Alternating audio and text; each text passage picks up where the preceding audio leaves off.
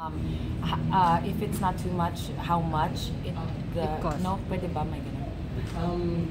Okay, so usually pag pinanganak yung baby na may cleft lip and palate, actually we strongly advise na pakita na agad sa isang orthodont, yung specialist na one of us, kasi the orthodontist will start will create an obturator, parang siyang pustiso, pinapasok pa. Kasi we get a lot of malnourished babies.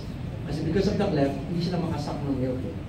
So we place the obturator and the NAM to the same time, double function siya, iangat yung ilong para medyo gumanda yung ilong.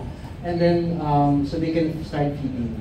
So, and then at 3 months of age, basta tama yung weight, we do the lip repair. And then, at about 1 year old, we do the palate repair. Dapat tama rin yung weight.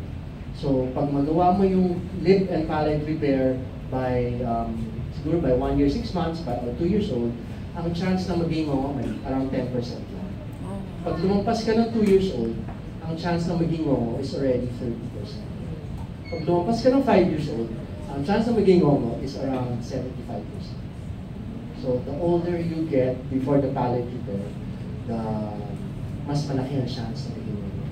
Then, pag nagawa mo na yun, at around 3 years old, magsa-start sila ng speech therapy, tsaka dental care hanggang mga 7 years old, ganyan.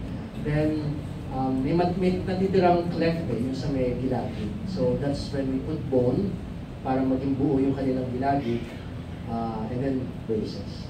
So usually they will undergo around 3 surgeries in their life. And then So, when the children go through the surgery, Doc, yung parang recovery nila, is it very difficult for them to recover? Like sinasabi? It depends. Kasi may mga cases na medyo pag mataas yung pain, niya, hindi siya tolerant sa pain, usually tumatagal sa hospital. Pero usually, about yung mga lip repairs namin, 3 days sa hospital, palate repair, pero then mga 3 to 4 days. Ang pinakamasakit yung bone graft, yung 7 years old, kasi kukuha ka namin ng buto dito sa tabetas talaga. Sakit. The fact na kukuha ka ng buto, yung part na kinunan, yun ang mas masakit.